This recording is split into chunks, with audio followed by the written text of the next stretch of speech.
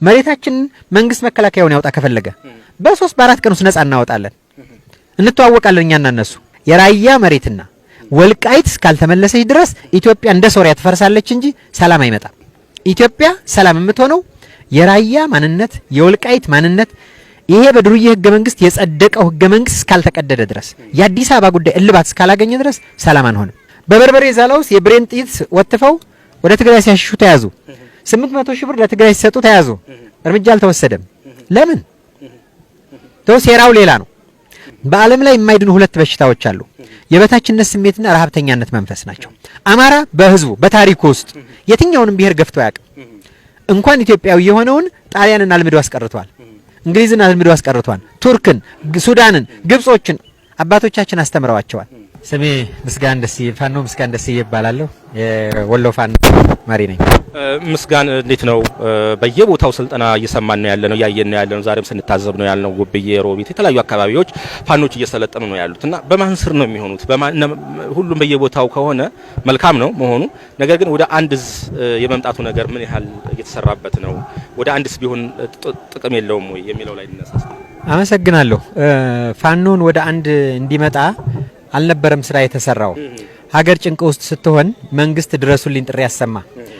የአማራ ህዝብ የገባበትን መከራ ለመውጣት የምታውቀው በየቦታው ያለው አማራ ሀገሬን አላስደፍርም፣ ማንነቴን አላስነካም፣ ክብሬን አላስነካም በሚል ሜዳ ገባ። ይህ ሲዋጋ የኖረ ኃይል ገበሬው ፍየሉን ሽጦ ነው መሳሪያ የገዛው። ጤፍ ሽጦ ነው ጥይት የሚገዛው። አንድ ጥይት 120 ብር ከፍሎ ነው የሚገዛው። በዚህ ጉዳይ ላይ ሲዋጋ የኖረው አካል በጓደኛው በጎጡ በሰፈሩ ሲተደራጅቶ ሲዋጋ ኖረ። ወደ አንድ እንዲመጣ ግን ማንም ሰው አይፈልግም። መንግስት ራሱ አይፈልግም። ምክንያቱም ፋኖ የአማራ ህዝብ ዋልታ አለኝታ ነው። አማራን በዱላ መምታት የሚፈልገው አካል ደግሞ ፋኖ እንዲደራጅ አይፈልግም። ይሄን እያየን ነው። በተለያየ አጋጣሚ ድረሱልን ብለው ከብዙ ነገር እንዳልታደግናቸው አሁን ዘራፊ ይሉናል፣ ስም ያወጡልናል። ይሄ አካል ሚሊተሪ ሳይንስ ተምሮ አይደለም ወደ ወታደር የሆነው፣ ጥሪውን ተቀብሎ ነው ወታደር የሆነው። መከላከያ መሳሪያ የሚሸጣለ፣ ልዩ ኃይል መሳሪያ የሚሸጣለ፣ የነሱ አደባባይ ላይ አይነገርም። ፋኖ አንድ ስህተት ሲሰራ ግን ሚዲያው ይጮሃል። ይህ ማለት የፖለቲከኞቹ እጅ ነው፣ ሌላ ምንም አይደለም። አልቅሰው ድረሱልን አገር አድኑ ብለው ሲጠሩን እርዳታ አዘጋጅተው አልነበረም፣ ወይም ጥይት መሳሪያ ሰጥተው አልነበረም። ሁላችንም በራሳችን ነው ተነስተን አገራችንን ያዳን ነው። አሁን በየቦታው የሚሰለጥነው አካል ወንድሞቹን አጥቷል፣ ጓደኞቹን አጥቷል፣ ቤተሰቦቹን አጥቷል። ስለዚህ ያ ጥቃት እንዳይፈጸምበት ራየ ወሎ አካባቢ የተጎዳው ክፍል በየቦታው እየሰለጠነ ነው ያለው። ይሄን ወደ አንድ ነገር ለማምጣት ደግሞ እንዳንችል የትኛውም አካል እገዛ አላደረገልንም። እንደ አማራ እንደራጅ፣ እንደ አማራ እንቁም ስንል ኦሮሚያ ክልል ውስጥ ቄሮን የሚረዳው መንግስት የፋኖ መደራጀት ወባ እንዳያዘ ሰው ይንዘፈዘፋል። ፋኖ የሚባል አውሊያ ዘፍረው እያስጎራቸው ነው ያለው። አማራ ክልል መሬት እየሸጠ ለመሬት ታገላለሁ የሚለው ካቢኔም አሁን ይሄው ተመሳሳይ እያስጎራው ነው ያለው። ስለዚህ ፋኖ ለሀገር አለኝታ ነው፣ አማራ ነው። አማራ ማለት ኢትዮጵያ ማለት ነው። መለስ ዜናዊ ሰፍሮና አጥብቦ በሰጠን አማራ ርስት አይደለም የኛ ርስት። የኛ ርስት የት እንደሆነ እናውቃለን። ጊዜው ሲደርስ እንነጋገራለን። ዛሬ በ5 ኪሎ ሜትር ርቀት ላይ ጠላቶቻችን አሉ። ዲሽቃ ታጥቀዋል፣ ብሬን ታጥቀዋል፣ ስናይፐር ታጥቀዋል። ፋኖ ከነሱ የቀማውን መሳሪያ ነው እየተጠቀመ ያለው። እነሱ የታጠቁት ከመከላከያ ነው፣ ማንም አልሰጣቸውም። ይሄ አዲስ ጥቁር ክላሽ አለ። አሁን ማርከን የታጠቅ ነው። የኔ ሰራዊት በአብዛኛው እሱ ጥቁር ክላሽ ነው። ጥቁር ክላሹን ሲያዩ መከላከያዎች እየተቆጡ ነው። ስጡና አንጡ እያሉ ነው። ማርኮ የወሰደው ማን ነው? ፋኖ። ከማን? ከጁንታው ላይ። ጁንታው ከማን ወሰደው? ከመከላከያ ላይ።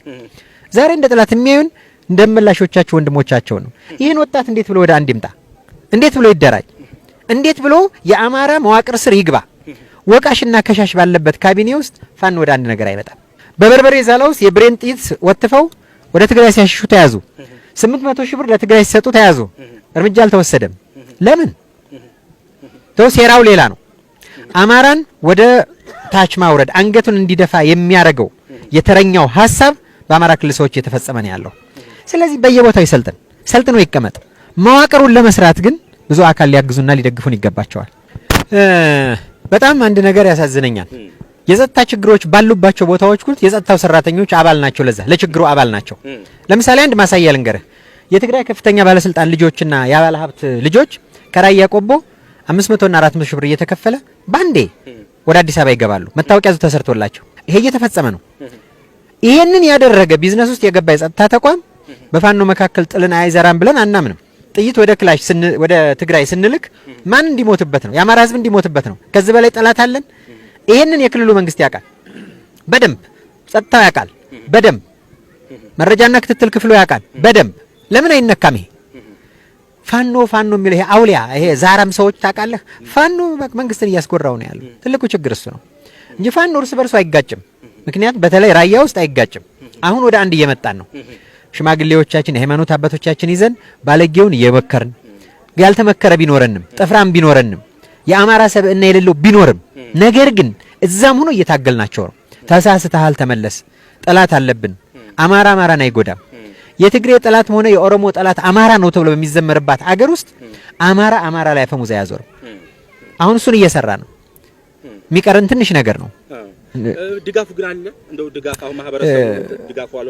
አሁን ጦርነቱ ተጠናቋን በሚል ድጋፍ የለም የሚል ነገር። አሁን አንድ ነገር ልንገርህ። ይሄ የምታየው ወጣት ይሄ የምታያቸው ወንድሞቻችን ጓደኞቻችን የየራሳቸው ሰራዊት አላቸው። መንግስትም ከአሜሪካ ሀገርም ከአረብ ሀገርም የሚመጣ እርዳታ አግኝቶ አያውቅም። ፍየል ሽጦ ነው የሚዋጋው። በእኔ ክፍል ውስጥ የኔ ያለውን ብነግርህ አንድ መሳሪያና አንድ ተሽከርካሪ ጠይቀን ከልክለውናል። ግለሰቦች ናቸው 2 ክላሽ የገዙልን። ሌላውን ማርከን ነው የታጠቅነው። ይሄ ተመሳሳይ የምታያቸው ልጆች ማርከው ነው የታጠቁት። ፍየል ሽጠው ነው ጥይት የሚገዙት። ተተኳሽ ጥይት መሳሪያውንም ከብት ሽጠው ነው የሚገዙት። እንደ እርዳታ አይደለም። አሁን ይሄን ወንድማችንን ተመልከተው። ጀግና 16 ሰው የገደለ ጎበዝ ነው። 17 ጁንታ ገሏል። ሆዱ ውስጥ ጥይት አለ ተመትቶ። ይሄን ሰው ወስደህ ማሳከም ነውር አይደለም። ይሄንን ያክል ዋጋ የከፈሉ ሰዎች አሉ። ውጭ ያለው ማህበረሰብ ጦርነቱ ያበቃ ይመስለዋል። ጦርነቱ ገና አሁን የተጀመረው። የአማራ ጦርነት ገና አሁን የተጀመረው። በሰሜን ያለው አካል እያለ ያለው አለ። አሁን በቅርብ ገብተን ነበር፣ የቆረጣ ውጊያ ገብተን 16 ሰው ይዘን ወጥተናል። 16ቱም የሚነግሩን አማራን ሳናጠፋ ወደ ቤታቸው አትመለሱም ነው። ኢትዮጵያ ሰላም ሳትሆን አማራ ሰላም ሳይሆን ሰላም ሆኗን ፋኖ ይነሳ የሚለው አካል ሌላው ተረኛው ዱላ ሊያሳርፍብን የሚፈልገው ሌላው ተረኛው አካል ነው። በአብዛኛው ጊዜ ነገ ቢነሱስ ብሎ የሚሰጋው አካል ነው። ይሄ አካል ደግሞ እስከ ደማችን ጠብታ ድረስ የራያ መሬትና ወልቃይት እስካልተመለሰች ድረስ ኢትዮጵያ እንደ ሶሪያ ትፈርሳለች እንጂ ሰላም አይመጣም። ኢትዮጵያ ሰላም የምትሆነው የራያ ማንነት የወልቃይት ማንነት ይሄ በድሩዬ ህገ መንግስት የጸደቀው ህገ መንግስት እስካልተቀደደ ድረስ የአዲስ አበባ ጉዳይ እልባት እስካላገኘ ድረስ ሰላም አንሆንም አንተኛ። ስለዚህ ይሄ ፋኖ አቋም ነው፣ የአማራ ህዝብ አቋም ነው። ይሄ ተለጣፊውን አደርባዩን ካድሬ እርሳው። የአማራ ህዝብ የራያ ጉዳይ ያይኑ ብሌን ነች፣ ወልቃይት ያይኑ ብሌን ነች። እንደው ከነዚህ ሁሉ ውስጥ እንደው ከምንጨቃጨቅ ችግር ውስጥ ከምንገባ እንደው ሰላምን ለማምጣት ሲባል እነዚህን አካባቢዎች አስረክበን ለምን ሰላም አናገኝም የሚል ውስጥ ለውስጥ የሚሰራ ነገርም አለ፣ እየሰማንም ነው። እውነት ይሄን የአማራ ህዝብ የሚቀበለው ይመስላል? ትግሬ ማንነት የተነካ ብሎ ነው የመጣው። ሌላውም አካል ተረኛውም ቢሆን የአማራ ማንነት መቀማት ነው የመጣው። የአንድ ማህበረሰብ ማንነቱን ከቀማኸው ማህበረሰብነቱ ይፈርሳል።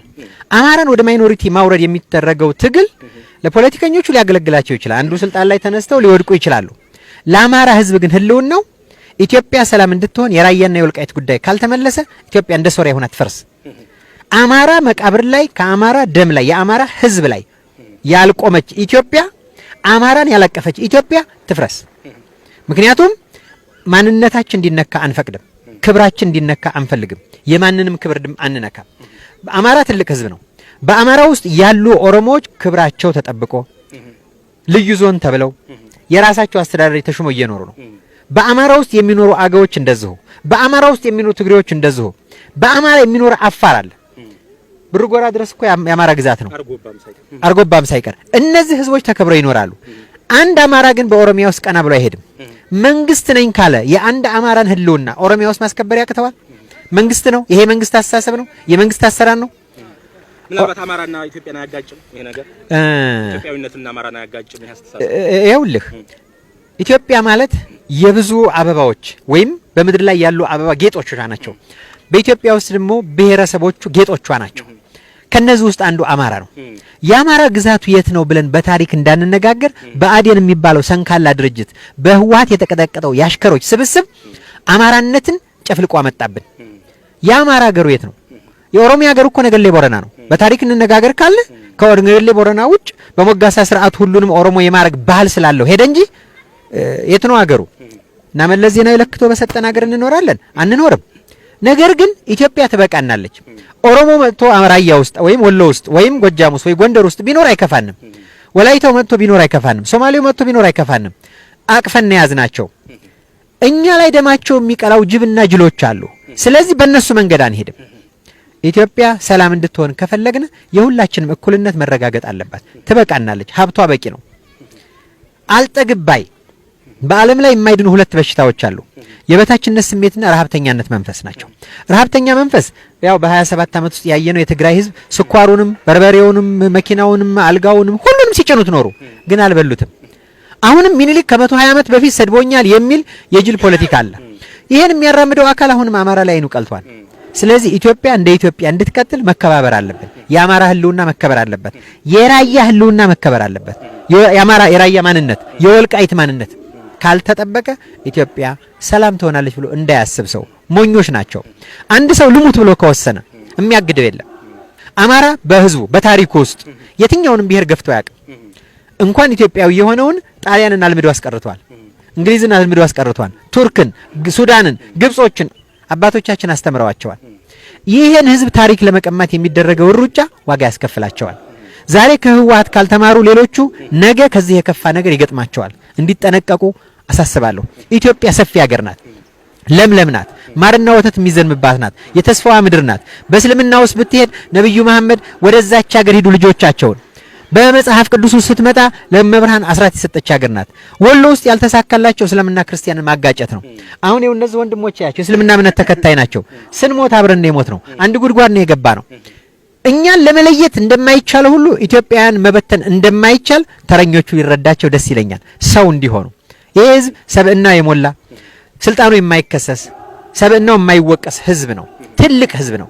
ይህን ትልቅ ህዝብ ልናከብረው ይገባል። ፍላጎቱ ልንጠይቀው ይገባል። የሰው ስጡኝ ካለ መቆም አለበት። የራሱን ግን ልትቀማው አይገባህም። አገር በመልካም ቃል በሽንገላ ቃል በልጆች ሐሳብ አትቆምም። ምራቅ የወጡ ሰዎቻችን ወደፊት መምጣት አለባቸው። እነዚህን ሰዎች ፈልገን ማግኘት አለብን። እንደ ኢትዮጵያ እንድንሆን ኢትዮጵያዊ የምንባለው ሁላችን ስንሰባሰብ ነው። ስለዚህ ይሄንን እያጣን ያለ ነው። መንግስት ቆም ብሎ ማሰብ አለበት። የአማራ ክልል አሁን እያየሁት ያለ አደገኛ ነገር አለ። እንኳን ፋኖን የአማራ ልዩ ኃይልን እየበተነ ያለበት መንገድ በጣም አደገኛ አካሄድ ነው። ለምሳሌ ጀነራል ተፈራ የልዩ ኃይሉ አዛዥ ናቸው። ኮሚሽነር ቢሰጥ እንደዛው ናቸው። ኮሚሽነር መኮንን እንደዛ ናቸው። ጠንካራ የውጊያ ልምድ ያላቸው ሰዎቻችን የምንበትንበት መንገድ ምንድን ነው? ልዩ ኃይሉን መበተን፣ ማፍረስ፣ አንገቱን እንዲያቀረቅር ማድረግ ነው። ይሄ አደጋ ነው።